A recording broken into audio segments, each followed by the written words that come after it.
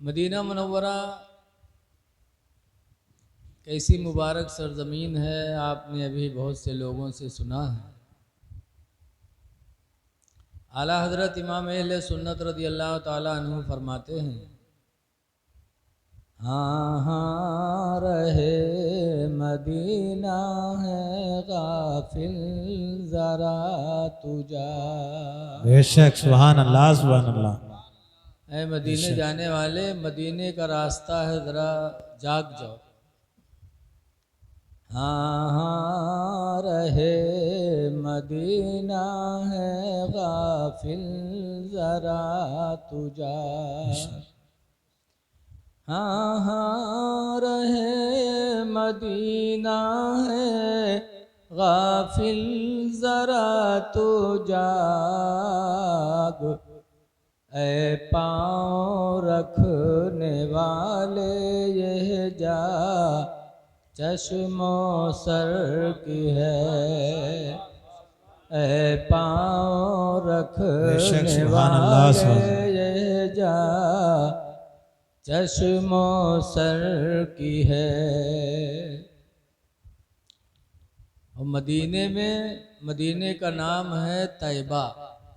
आला हज़रत फरमाते हैं कि तैबा में मर के ठंडे चले जाओ आँखें बंद। बेशक सुभान अल्लाह सुभान अल्लाह सुभान अल्लाह। मदीने में मरने के बाद आंखें बंद कर लो, कहाँ जाना है? तैबा में मर के ठंडे चले जाओ आँखें बंद। और सीधी सड़क ये शहर शफाअत नगर की है। बेशक सुभान अल्लाह। सीधी सड़क ये शहर शफाअत नगर की है। सुभान अल्लाह सुभान। हज़रत उमर बिन ख़त्ताब रज़ी अल्लाह ताला अन्हु सरकार के ससुर भी हैं और सरकार के खलीफा भी हैं और बहुत जलीलुल क़द्र साहब। इन्होंने मदीने में मरने की दुआ मांगी थी। बेशक दो चीज़ की दुआ मांगा करते थे, वो दुआ हम लोग नहीं मांगते। आज तो दुआ काहे की मांगी जाती है, आप सब जाना था। कारोबार न चलत है तो कारोबार की दुआ, बीमार हो तो शिफा की दुआ, विहाव न पावा तो बिहाय की दुआ। बोलो ये सब की दुआ आदमी मांगता कि नहीं मांगता? लेकिन हज़रत उमर बिन ख़त्ताब ने कैसी दुआ मांगी? दुआ मांगा करते थे, अल्लाहुम्मा रज़ुक़नी शहादतन फ़ी सबीलिक। ऐ अल्लाह तू मुझे अपनी राह में शहादत दे दे, अपनी राह। और दूसरी दुआ मांगते थे, वजअल मौती फ़ी बलद हबीबिक। और या अल्लाह तो अपने नबी के शहर मदीना में मौत दे दे। मदीने में मरने की दुआ मांगते थे, जबकि मक्का में मरने की दुआ मांगना चाहिए। बोलो, मक्का में खाने काबा है, मकाम इब्राहीम है, मुल्तज़िम है, रुकन यमानी है, सफ़ा मरवा है, मिना है, आबे ज़मज़म है, सब कुछ तो मक्का ही में है ना। लेकिन दुआ मांगी मरने की तो मक्का में नहीं बल्कि मदीने में। क्यों मांगी मदीने में मरने की दुआ? हुजूर की हदीस है, हुजूर फरमाया करते थे, मम्मा तफिल मदीना, जो मदीने में मरा, फ़कुन्तु लहू यौमल क़ियामत शाफ़िअन व शहीदा। तो क़यामत के दिन में उसकी शफ़ाअत भी करूँगा और उसके ईमान की गवाही भी दूंगा। बेशक बेशक सुभान अल्लाह सुभान अल्लाह। सरकार जिसकी शफाअत कर दें और जिसके ईमान की गवाही रसूलुल्लाह दे दें, उससे बेहतर मोमिन कौन हो सकता है? बेशक सुभान अल्लाह। तो इसीलिए हज़रत उमर ने मदीने में मरने की दुआ मांगी है। खुश नसीब है वो इंसान जिसको मदीना की हाज़िरी नसीब हो जाए। बहरहाल हज़रत मौलाना हसनैन सल्लल्लाहु को अल्लाह ताला ने मदीने में हाज़िरी भी दिया और मदीने में रोज़ी रोटी का ज़रिया भी बना दिया। अल्लाह ताला और इनके और हम सब की रोज़ी में बरकत अता फरमाए।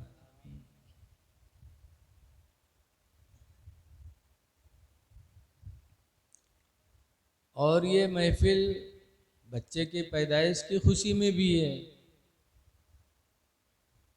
लेकिन आज हम लोग लड़कों की पैदाइश पे खुशी मनाते हैं। बोलो मनाते कि नहीं मनाते? और बिटिया पैदा हो जाए तो चार कोने के मुंह बनाते।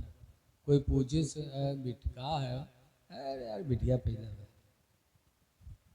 और लड़का तो फौरन टठिया बाजे लागत, मेहरुए टठिया बजावत। यही हमारे जिंदगी भर लड़का बजावत है, अब्बा अम्मा का खूब बजावत, जहाँ देखो हुए रोवत। क्यों? सूरह तगाबुन एक सूरत है कुरान हकीम की, उस सूरत में अल्लाह ताला ने फरमाया है, या अय्युहल्लज़ीना आमनू, ईमान वालो, इन्ना मिन अज़वाजिकुम, बेशक तुम्हारी बीवियाँ, व औलादिकुम, और तुम्हारे लड़के क्या हैं? अल्लाह फरमाता है अदुव्वल लकुम, ये दोनों तुम्हारे दुश्मन हैं। कुरान कहता है बीवी दुश्मन, औलाद दुश्मन। इसीलिए अल्लाह फरमाता है ईमान वालों इन दुश्मनों से होशियार रहो। बीवी दुश्मन है, क्यों? इसलिए कि आज बीवी के आने से पहले अब लड़का अपने अब्बा को अब्बा, अम्मी को अम्मी कहता है। बोलो कहता कि नहीं कहता? और जहाँ किस्मत जहाँ घर में आई और कान में फूक छोड़ी, ये बुढ़िया बुढ़ो पीछे कब तक लाग रही है? अलग हुई हो कि न हुई हो? कुछ गुड़ुआ गुड़िया खातिर कुछ बटोरी हो कि न बटोरी हो? बस जहाँ आए घर में कान फूकिन। मौलवी मौलाना रोज फूक छोड़ई है, असर न करी, और इनके जक्के फूक में मामला सब तमाम हो जाता।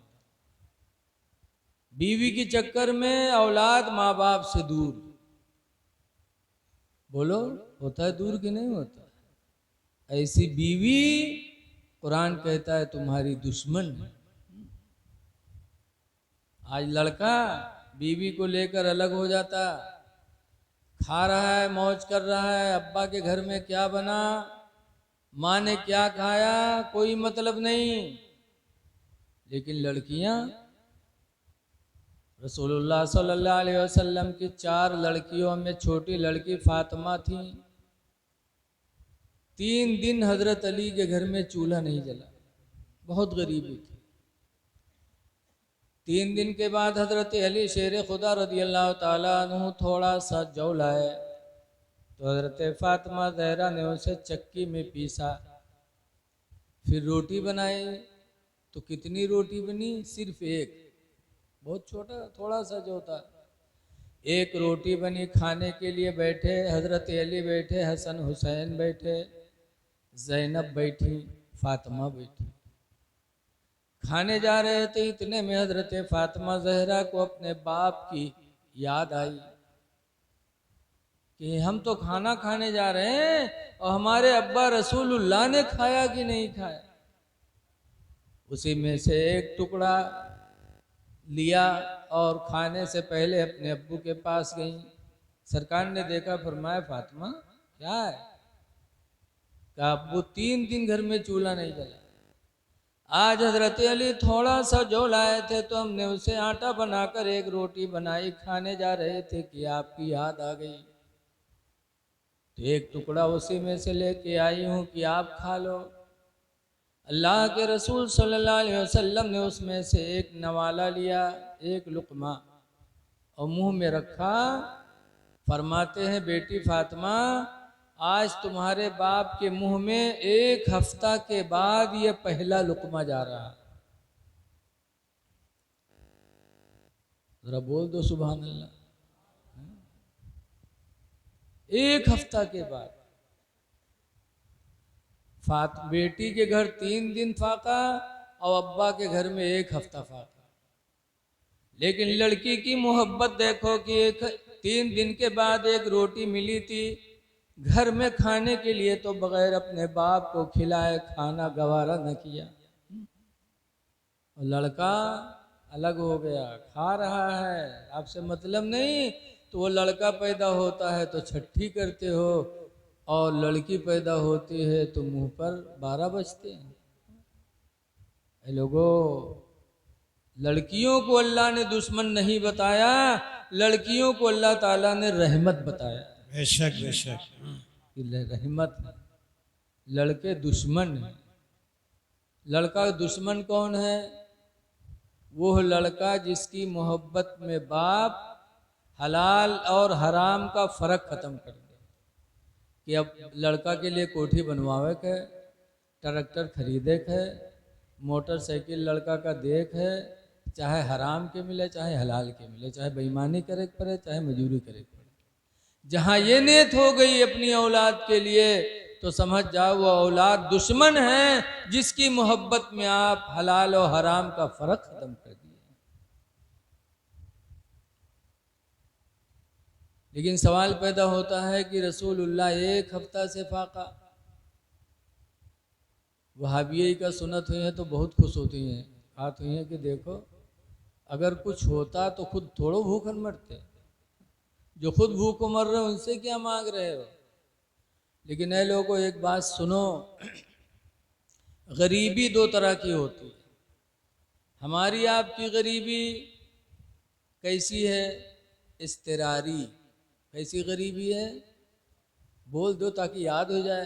कोई पूछे कि आ रहा है रफीक मौलवी कहा बताए कि रहे तो कुछ तो याद करो। हमारी आपकी गरीबी इस्तिरारी। इस्तिरारी माने मजबूरी वाली। अच्छा बताओ, हम में तुम में कोई गरीब होना चाहता है? बोलो, हम होना चाहिए थे। लेकिन फिर भी हमारे आपके बीच में कितने गरीब हैं, है कि नहीं? तो हमारी आपकी गरीबी मजबूरी वाली है। और रसूलुल्लाह सल्लल्लाहु अलैहि वसल्लम की गरीबी कैसी थी? तो हुजूर की गरीबी इख्तियारी थी। इख्तियारी मतलब सरकार को गरीबी पसंद थी। बेशक। हमारी तुम्हारी गरीबी अलग, नबी की गरीबी अलग। हमारी आपकी गरीबी मजबूरी वाली और नबी की गरीबी इख्तियारी वाली, यानी सरकार ने पसंद फरमाया। क्यों? हदीस शरीफ से साबित है। अल्लाह के रसूल सल्लल्लाहु अलैहि वसल्लम दुआ मांगा करते थे, अल्लाहुम्मा अहीनी मिस्कीना, अल्लाह तो मुझे मिस्कीन की ज़िंदगी अता फरमा दे। मिस्कीन गरीब को कहते। अल्लाह मुझे मिस्कीन की ज़िंदगी दे दे। व अमितनी मिस्कीना, और अल्लाह मुझे मिस्कीन की मौत दे दे। वहशुरनी फी ज़ुमरतिल मसाकीन, और अल्लाह मुझे तू मिस्कीनों के गिरोह में क़यामत के दिन उठा। ये नबी की दुआ होती थी, मिस्कीन बना के ज़िंदा रख और मिस्कीन बना के मौत दे, और क़यामत के दिन मिस्कीनों की गिरोह में मेरा हश्र फरमा। पता चला सरकार की गरीबी इख्तियारी थी, वरना इख्तियार सरकार का। हदीस पाक में सरकार फरमाते हैं, आयशा, आयशा सरकार की बीवी का नाम है, कहते हैं आयशा लौ शिइतु, अगर मैं चाह लूँ, लसारत मइया जिबालुज़्ज़हबी, तो अलबत्ता मेरे साथ साथ सोने के पहाड़ चला करें। अगर मैं चाहूँ तो मेरे पीछे पीछे सोने के पहाड़ चलें, लेकिन मुझे मिस्कीन की ज़िंदगी अच्छी लगती है। बेशक, सुभान अल्लाह सुभान अल्लाह। अल फ़क़्र फ़ख़्री, सरकार फरमाते हैं मुहताजी ही में तो मुझे फ़ख्र है। बेशक सुभान अल्लाह। ये नबी ने गरीबी को क्यों पसंद किया? गरीबी का दुनिया में कोई नहीं चाहता और गरीबी को नबी ने पसंद किया क्यों?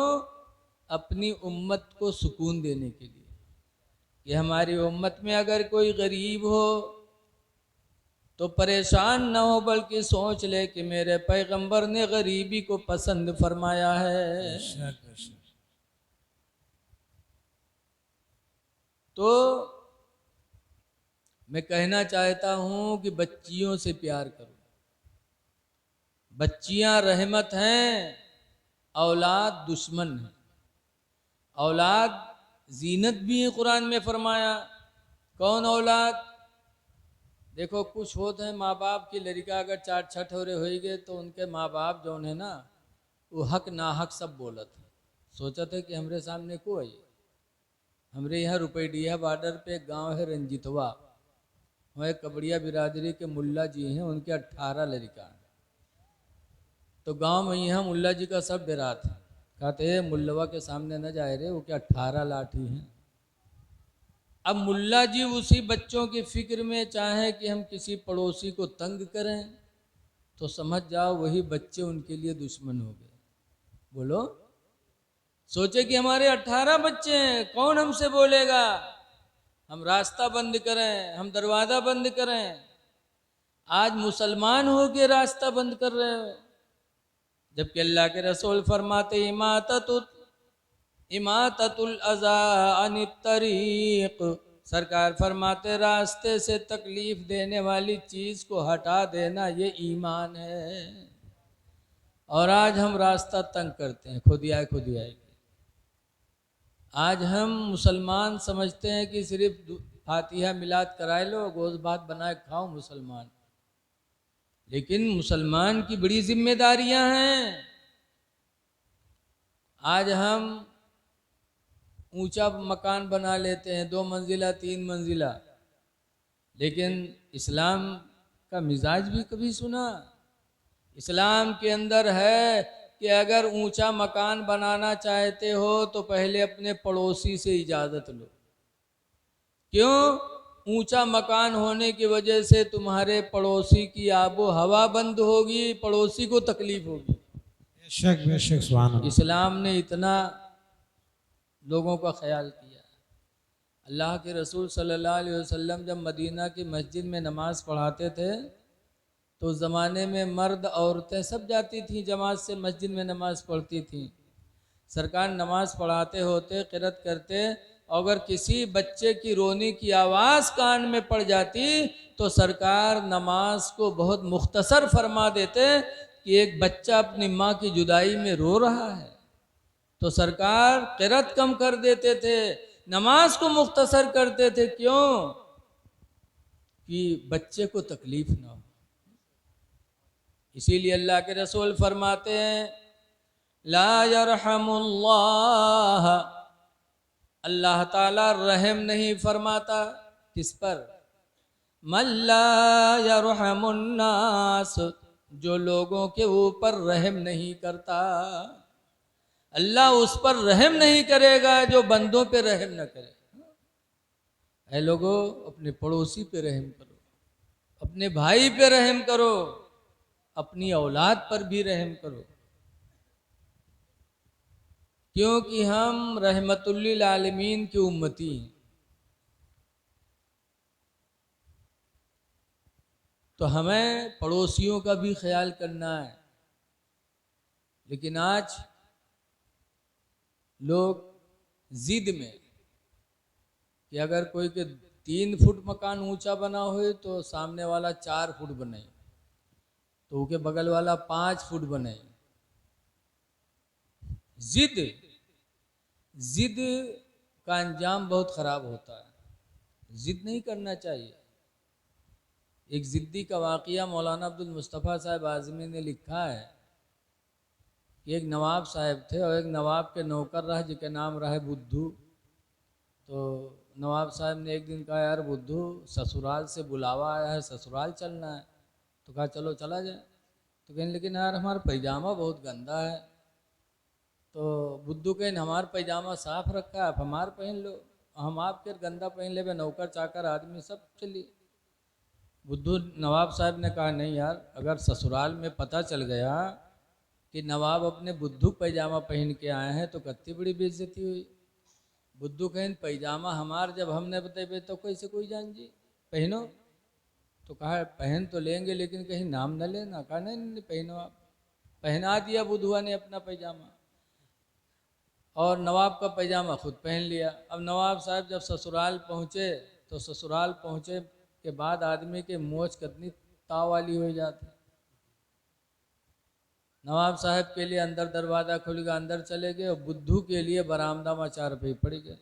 बुद्धू लेटे रहे। गांव वाले का पता चला कि नवाब साहब आए हैं तो कुछ लोग मिले आए। जब मिले आए तो दरवाजे बुद्धू मिले तो लोगों पूछन बुद्धू नवाब साहब कहाँ हैं।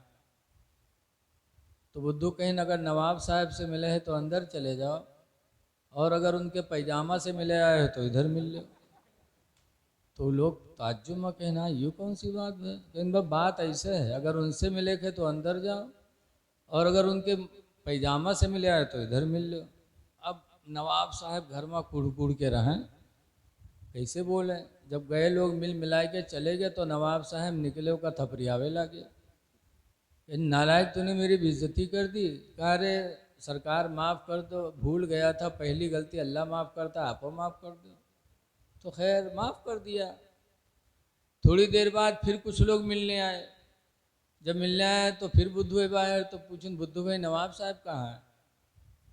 तो कहें नवाब साहब तो अंदर है लेकिन एक बात सुन लो। कहें कहाँ अंदर जाए और नवाब साहब से सब हालचाल पूछे लेकिन उनके पैजामा के हाल ना पूछो।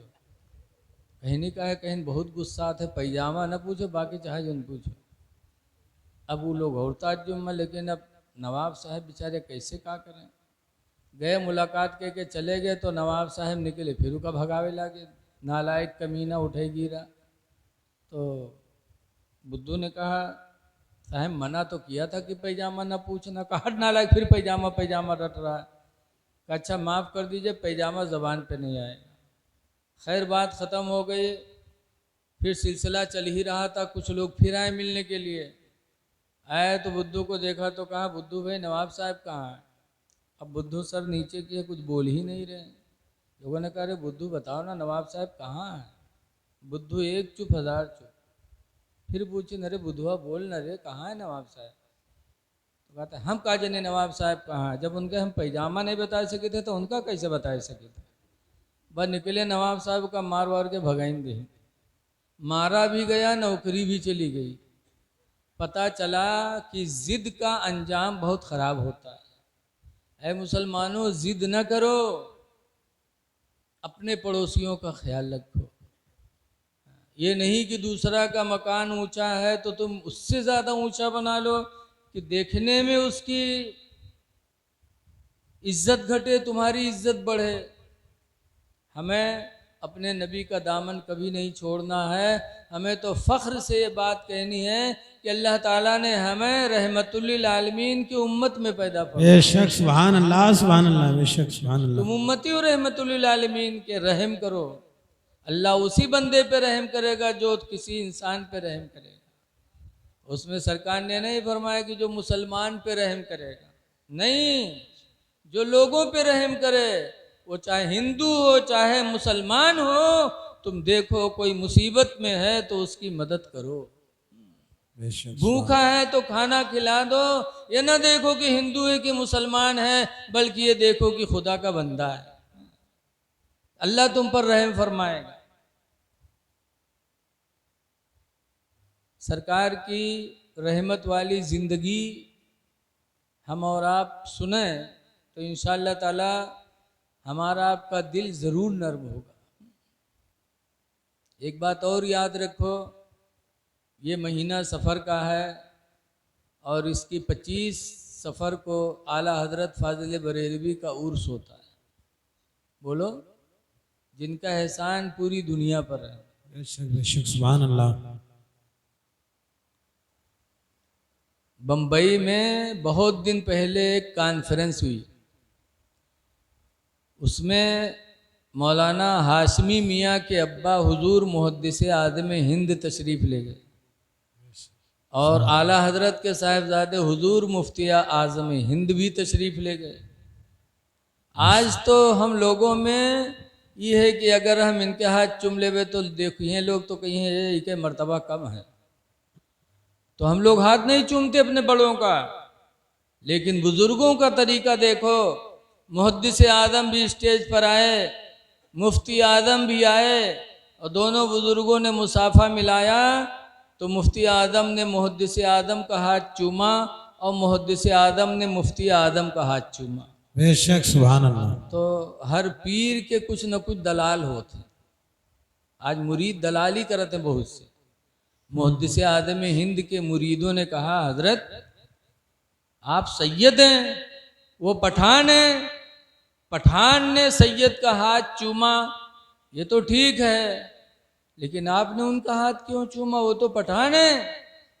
तो मुहद्दिस आदम हिंद फरमाते हैं कि उन्होंने मेरा हाथ चूमा सैयद होने के नाते, और मैंने उनका हाथ चूमा है इसके रिसालत की वजह से। बेशक बेशक सुभान अल्लाह सुभान मैंने अल्लाह। उनका हाथ चूमा इसके रिसालत के नाते कि बरेली से जो इसके मुस्तफ़ा का जाम दुनिया में मुसलमानों को मिला है वो कहीं से नहीं मिला। बेशक बेशक सुभान। तो सैयद भी बरेली का एहसान मानते थे कि मोहब्बत रसूल का जो दर्स मिला है, जो जाम मिला है, हकीकत में वो बरेली से मिला है। तो हम क्यों न माने? हम तो सैयदों के पैर के तलवे के धूल के बराबर भी नहीं हो सकते। जब सैयद मानते हैं बरेली को, तो हमें तो बदरजे औला मानना। बेशक बहुत खूब। आला हजरत फाजिल बरेलवी बहुत छोटे थे, जैसे लड़कों ने उघाते बैठे, छोटे थे, बहुत छोटे। रमज़ान का महीना आया तो आला हजरत ने रोज़ा रख लिया, और जब रोज़ा रखा तो माँ बाप बहुत खुश कि हमारे बच्चे ने रोज़ा रखा है। तो आला हजरत के अब्बा मौलाना नकी खान ने पूरे बरेली में दावत दे दिया, खुशी बेशक में। बेशक पूरी बरेली के लोगों की दावत ले ली। कोई गरीब थोड़ी थे, जिम्मेदार थे आला हजरत के अब्बा। बेशक सुभान अल्लाह। पूरे बरेली की दावत ले ली और ऐलान करा दिया कि आज मेरे बेटे अहमद रजा ने पहला रोज़ा जिंदगी का रखा है। बेशक बेशक सुभान अल्लाह। इस खुशी में मैं बरेली वालों की दावत कर रहा हूँ। आज शाम को इफ्तारी मेरे बच्चे के साथ बरेली के लोग करेंगे। दावत बढ़ गई, इंतज़ाम होने लगा, और इधर जोहर की नमाज के बाद आला हजरत की हालत गड़बड़। बच्चे थे, चेहरा सूख गया, हलक सूख गया, होठें सूख गईं। बाप को औलाद से कितनी मोहब्बत होती है बाप ही जानता है। बोलो। बेशक आला हजरत के अब्बा ने आला हजरत की हालत देखी तो परेशान कि मैंने तो दावत बांट दी बरेली में इफ्तारी की, और मेरे बेटे अहमद रजा की हालत इस तरह है, अभी 5-6 घंटे बाकी हैं इफ्तारी में। तो बेटे की मोहब्बत में अपने बेटे अहमद रजा को लिया और बंद का एक कमरे में ले गए और दरवाज़ा खिड़की बंद कर दिया, और सामने आला हजरत के खीर की प्याली रखी। कहा, बेटा अभी 5 घंटा इफ्तारी में बाकी है, तुम्हारा चेहरा सूख गया बेटा, होंठ सूख गए हैं बेटा, तुम्हारे चेहरे की कैफियत बदल गई है बेटा, दरवाज़ा बंद, खिड़की बंद है बेटा, खा लो, अभी 5 घंटा इफ्तारी में बाकी है। तो छोटे से थे, कहते हैं अब्बा ये दरवाज़ा खिड़की आपने बंद किया है किसके लिए? कि कोई देख न पाए। अब्बा बरेली वालों के लिए मैंने रोज़ा नहीं रखा है, मैंने खुदा की रज़ा के लिए रोज़ा रखा है। बेशक सुभान अल्लाह सुभान अल्लाह सुभान अल्लाह। मेरा खुदा इस बंद कमरे में भी मुझे देख रहा है। बहुत खूब। बेशक आपने दरवाज़ा खिड़की बंद किया कि कोई देख न सके, तो इन लोगों के लिए मैंने रोज़ा नहीं रखा, मैंने खुदा की रज़ा के लिए रोज़ा रखा है अब्बा। उसके बाद मौलाना अहमद रज़ा साहब ने रोज़ा इफ्तार नहीं किया, यहाँ तक कि शाम हुई और बरेली के लोगों के साथ रोज़ा इफ्तार किया। बेशक सुभान अल्लाह। ये बचपन में आला हजरत के अंदर खौफ खुदा था, वैसे आला हजरत नहीं बन गए। बेशक बहुत से कहा था अरे मौलाना तो रहा है, अरे मौलाना तो थे ही, लेकिन बहुत बड़े वली भी थे, बेशक सुभान अल्लाह। बहुत बड़े वली थे। आला हजरत का दौर अंग्रेजों के दौर में था। दो अंग्रेज एक दफ़ा बरेली गए और आला हजरत नमाज असर पढ़ के बैठे थे। दो अंग्रेज गए, दोनों के पास बंदूक थी, आला हजरत से मिले, कहा मौलाना अहमद रज़ा एक हदीस के बारे में मैं आपसे पूछने आया हूँ। कहा बोलिए। कहा क्या ये तुम्हारे पैगंबर की हदीस सही है? क्या क्या बोलो तो। कहा उलमा उम्मती का अंबियाए बनी इसराइल, कि मेरी उम्मत के उलमा बनी इसराइल के नबियों की तरह है। बेशक सुभान अल्लाह। कहा बेशक मेरे नबी ने फरमाया। तो अंग्रेज़ों ने कहा कि अगर उनकी उम्मत के उलमा बनी इसराइल के नबियों की तरह हैं, तो बनी इसराइल के जो नबी होते थे ना, वो जानवरों की आवाज़ को समझते थे, परिंदों की आवाज़ को समझते थे। तुम भी तो मौलाना हो? कहा अल्हम्दुलिल्लाह मैं भी आलिम। जी बेशक सुभान अल्लाह। कहा तो आप आलिम हो तो क्या बनी इसराइल के नबियों की तरह जानवरों की आवाज़ को जानते हो, परिंदों की आवाज़ को जानते हो? आला हज़रत फरमाते अल्हम्दुलिल्लाह मैं भी जानता हूँ। बेशक सुभान अल्लाह सुभान अल्लाह। ये कितना भरोसा था रसूलुल्लाह के फरमान पर आला हज़रत को। बात हो ही रही थी, इतने में दो परिंदे फिजा में चहचहाते हुए उड़ते जा रहे थे। तो आला हज़रत से पूछा उन अंग्रेज़ों ने कि अगर आप जानते हो तो बताए, दोनों परिंदे जो उड़ते जा रहे हैं दोनों क्या कह रहे हैं? तो असर के बाद का वाक़या था। आला हज़रत फरमाते हैं आगे वाला परिंदा पीछे वाले से कहता है जल्दी उड़ो जल्दी उड़ो, शाम हो रही अंधेरा हो जाएगा तो घोंसला कैसे तलाश किया जाएगा। बेशक। अच्छा पीछे वाला क्या कहता है? का पीछे वाला कहता है मेरे पैर में कांटा चुभा हुआ है, मैं कैसे उड़ूं, मुझे तकलीफ हो रही है। जैसे आला हज़रत की ज़बान से अंग्रेज़ों ने सुना, बंदूक थी ही, फौरन अंग्रेज़ों ने बंदूक मारा, गोली मारी, दोनों परिंदे नीचे आ गए। जब नीचे आए तो अंग्रेज़ों ने पीछे वाले परिंदे को उठाया और पैर चेक करने लगे कि देखे आला हज़रत ने जो कहा सही कहा कि नहीं कहा। जब उनका पैर चेक किया तो हकीकत में कांटा चुभा हुआ था। बेशक बेशक सुभान अल्लाह सुभान अल्लाह। अंग्रेजों ने आला हज़रत की एक करामत देखी तो फौरन कलमा पढ़ लिया, ला इलाहा इल्लल्लाहु मुहम्मदुर रसूलुल्लाह सल्लल्लाहु अलैहि वसल्लम। आला हज़रत की करामत देखकर अंग्रेजों को भी इस्लाम की दौलत नसीब हुई। बेशक। तो इतने बड़े मुजद्दिद का उर्स आने वाला, आपको इंशाअल्लाह उनके उर्स में जाना है, और नहीं जा सकते हैं तो अपने घर पे कम से कम उनकी याद तो कर ही सकते हैं। बेशक बेशक सुभान अल्लाह। इसलिए कि उनका एहसान है हम लोगों पर। दरूद शरीफ पढ़िए, अल्लाहुम्मा सल्ली अला सय्यिदना मौलाना मोहम्मद बारिक वसल्लिम सलातम व सलामन अलैका या सय्यदी या रसूल अल्लाह सल्लल्लाहु ताला अलैहि वसल्लम। मौलाना हसनैन साहब मदीना जाने वाले हैं रोज़ी की तलाश में। बोलो, हम और आप भी जाते हैं।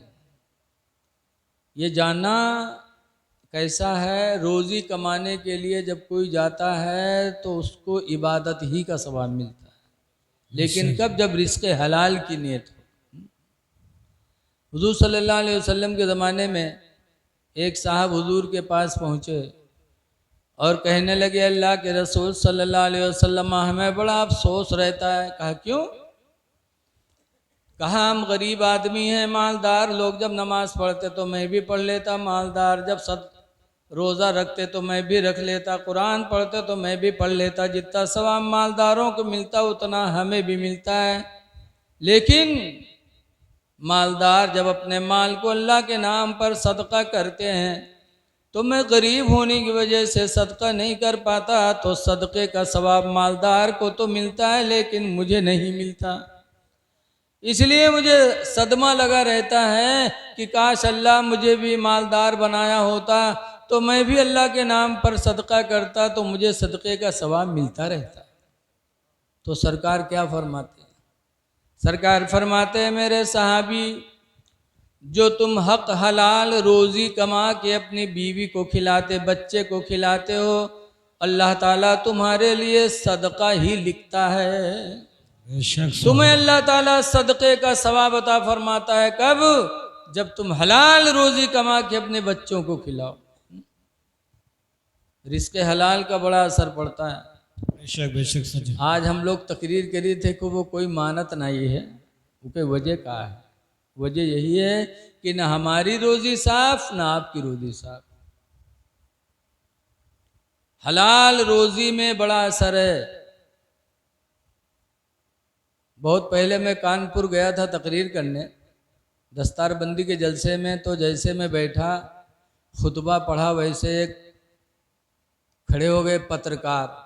उन्होंने कहा मौलाना पहले एक सवाल का जवाब दे दो, फिर तकरीर करो। तो हम खड़बड़ाए कि पता नहीं भरे मजमम कहाँ पूछ ले। बहुत से लोग पूछ लिए थे ना कि आदम अलैहिस्सलाम के निकाह को पढ़ावा रहा है, बताओ कहाँ रजिस्टर ढूंढा जाए।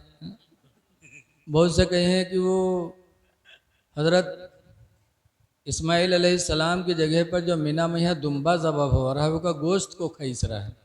अब कहाँ ढूंढा जाए, बताओ को खींच रहा है। ये मेरे सवाल लोग बहुत पूछते हैं, तो मैं डरा कि पता नहीं कहाँ पूछ ले। तब वो पत्रकार ने एक सवाल किया, कहा मौलाना एक बात बताओ, आज से 30 साल 40 साल पहले मौलाना लोग कम थे, जलसा कम होता था, मदरसे भी कम थे, तब बुराइयां इतनी नहीं थी। तब बुराइयां इतनी नहीं थी। आज जलसे भी खूब हो रहे हैं, मौलाना की तादाद भी बढ़ गई है, मदरसे भी खूब खुल गए हैं, लेकिन बुराइयां घटने के बजाय बढ़ती जा रही हैं। ये बुराइयां घट क्यों नहीं रही हैं? इसका जवाब आप दीजिए, फिर तकरीर करिए। तो अल्लाह का शुक्र था कि तकरीर करते करते बहुत सी चीज़ें जहन में रहती हैं। तो सरकार की एक हदीस मेरे जहन में थी, तो हमने कहा मेरे भाई इस सवाल का जवाब मेरे पैगंबर ने 1400 साल पहले ही दे दिया था। सुभान अल्लाह, बेशक बेशक, सुभान अल्लाह सुभान क्या? अल्लाह। हमने कहा सरकार का फरमान है। अनसिन काला काला रसूलुल्लाह सल्लल्लाहु अलैहि वसल्लम, हज़रत अनस से रवायत है, फरमाते अल्लाह के रसूल ने इरशाद फरमाया, याती अलन्नास ज़मानुन, लोगों के ऊपर एक ज़माना ऐसा आएगा, एक ज़माना ऐसा आएगा, ला युबालिल मरो, कि इंसान सोचेगा नहीं किस चीज़ के बारे में, मा अखज़ मिन्हु, जिस चीज़ को वो हाथ में पकड़ेगा, जिस चीज़ को हाथ में लेगा उसके बारे में सोचेगा नहीं। अमिनल हलाली अमिनल हराम, कि जो मैंने हाथ में लिया ये हराम है कि हलाल है। हराम और हलाल सोचेगा नहीं। जब ये सूरत पैदा हो जाएगी तो सरकार फरमाते हैं लोगों के दिलों से नूर ईमान चला जाएगा, खौफ खुदा चला जाएगा, अज़ानें होती रहेंगी, मस्जिदें सूनी पड़ी रहेंगी। और वही हो रहा है कि नहीं हो रहा है, बोलो हैं? तो पता चला कि सब चीज़ का दारो मदार है रिज़्क़े हलाल पर। खुश नसीब है मौलाना हसनैन जो रोज़ी कमाने के लिए माशाअल्लाह जा रहे हैं, और ऐसी जगह पर जा रहे हैं जहाँ रहमत ही रहमत है। बेशक सुभान अल्लाह ताला इनके सफ़र को आसान फरमाए। आमीन। देखो हुजूर से जो करीब हुए वो चमक गए, और जो दूर हुए वो बर्बाद हो गए। आपने देखा हज़रत बिलाल रदी अल्लाह अन्हु को, कि हबस के रहने वाले काले कलूटे गुलाम थे। आज काले लोगों का भी मामला बड़ा गड़बड़ है। हमारे मदरसा अजीज़ुल उलूम नानपारा में एक लड़का मोहम्मद हसन था, एक बैठक में उसने पूरा कुरान सुनाया कारी नबी, सुभान अल्लाह। एक बैठक में पूरा कुरान सुनाया, लेकिन रंग काला था। रमज़ान शरीफ का महीना आया, तो चनैनी एक गांव है नवाबगंज के पास, वहाँ उसकी तरावी की जगह तय हुई।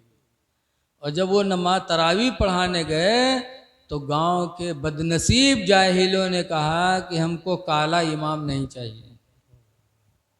उनके आंखों में आंसू आ गए और चले आए। आज हम लोग रंग रूप पे जाते हैं। हजरत बिलाल हबशी रदी अल्लाह अन्हु हबश के गुलाम थे, लेकिन रसूलुल्लाह से ऐसा रिश्ता जोड़ा, ऐसा रिश्ता जोड़ा कि हम सब के इमाम हो गए। बोलो है कि नहीं है? वारे बिलाल, सरकार का जब विसाल हो गया तो सरकार को जब मदीने में नहीं देखा हजरत बिलाल ने, तो इसके रसूल इतनी ज़्यादा उनके दिल में कि सरकार की जुदाई नहीं बर्दाश्त कर सके, तो उन्होंने मदीना छोड़ दिया। कहाँ चले गए? मुल्क शाम। मुल्क शाम रहने लगे। 2 साल तक मुल्क शाम में रहे। एक दिन ख्वाब में सरकार तशरीफ़ लाए और ख्वाब में कहते, बिलाल जिंदगी में तुम मुझसे इतने करीब थे और मेरे विसाल के बाद तुम हमसे इतना दूर हो गए कि मुल्क शाम चले गए। बिलाल रदी अल्लाह अन्हु की आँख खुली तो मुल्क शाम से रोते रोते मदीना पैदल चल पड़े और पैदल आए मदीनतुल मुनव्वरा, रोते भी आए और रसूल करीम की मज़ार से चिपट गए। चूमा, चिपट गए और चिपट के रोने लगे। तो उस वक्त मदीने का गवर्नर था मरवान, बड़ा नालायक कमीना इंसान था। उसने देखा तो हजरत बिलाल को डांटा, कहा बिलाल दूर हो जाओ, कब्र रसूल को चूम रहे हो। तो बिलाल ने क्या कहा था? बिलाल फरमाए थे कि मलक बिन ए मरवान, क्या तुम दीन हमसे ज़्यादा जानते हो? क्या दीन तुम हमसे ज़्यादा जानते हो? पूरी ज़िंदगी रसूलुल्लाह के साथ मैंने गुजारी है, सफ़र में भी साथ रहा, हज़र में भी साथ रहा अपने पैगंबर के साथ। क्या मुझसे ज़्यादा तुम दीन जानते हो? मरवान खामोश हो गया। मदीने में शोर मची कि मस्जिद नबवी के मुअज्जिन तशरीफ़ ले आए। मुअज्जिन आ गए हैं तो इमाम साहब भी आ गए होंगे। मुअज्जिन थे बिलाल, इमाम थे रसूलुल्लाह सल्लल्लाहु अलैहि वसल्लम। जैसे हज़रत बिलाल की आमद का चर्चा मदीने मुनव्वरा में हुआ कि पूरा मदीना मस्जिद नबवी से भर गया। मदीने के लोग, मस्जिद नबवी में पूरे मदीने के लोग भर गए बिलाल को देखने के लिए। 2 साल हुआ गायब हो गए थे। जब सब लोग जमा हुए, हसन हुसैन भी बाहयात थे, तो सब ने कहा बिलाल ज़माना गुजर गया तुम्हारी अजान सुने हुए, आ गए हो तो अजान पुकार दो, हम लोग सुन लें। कान तरस रहे हैं अजान सुनने के लिए, सुना दो। हज़रत बिलाल कहते नहीं पढ़ पाऊँगा। कहा क्यों? कहा जब मैं हुजूर के वक्त में अजान देता था और अजान देते देते जब यहाँ पहुँचता था अशहदु अम्मा मुहम्मद रसूलुल्लाह, तो जैसे सरकार का नाम लेता था तो आंखें खोल कर रसूलुल्लाह को देख लेता था। बेशक सुभान अल्लाह सुभान अल्लाह। अब मैं अजान कहूँगा देख नहीं पाऊँगा, बर्दाश्त नहीं होगा, मैं नहीं कह पाऊँगा। सारे लोगों ने कहा बिलाल तैयार न हुए तो लोग हसन हुसैन के पास गए, कहा चलो उनको सिफारिश में लाया जाए, उनकी बात तो नहीं टालेंगे। बिलाल गए, हसन हुसैन से कहा, हसन हुसैन आए, कहा बिलाल वो अजान सुना दो जो नाना के ज़माने में कहा करते थे। जब हसन हुसैन ने कहा तो हज़रत बिलाल ने शुरू कर दी। नहीं अजान उनकी बात को नहीं ठुकराया और अजान शुरू कर दी। जैसे अजान पढ़ते पढ़ते अशहदु अन्ना मुहम्मद रसूलुल्लाह पर पहुँचे, आँख खोली और सरकार को नहीं देखा तो गिरे और बेहोश हो गए। और होश आया तो उठे और फिर मुल्क शाम चले गए। मुसलमानों, ये बिलाल को मर्तबा किसने दिया? नबी करीम की मोहब्बत ने दिया। मोहब्बत रसूल ने बिलाल को कहाँ से कहाँ पहुँचा दिया। एक हदीस में है कि क़यामत के दिन जन्नत में बिलाल रसूलुल्लाह के आगे आगे हों, सरकार पीछे बिलाल आगे। अब आप सोचो ये तो बेअदबी है। नहीं, खादिम खिदमत की नीयत से आगे होता है तो वो ताज़ीम ही मानी जाती है। बोलो होता है कि नहीं होता है?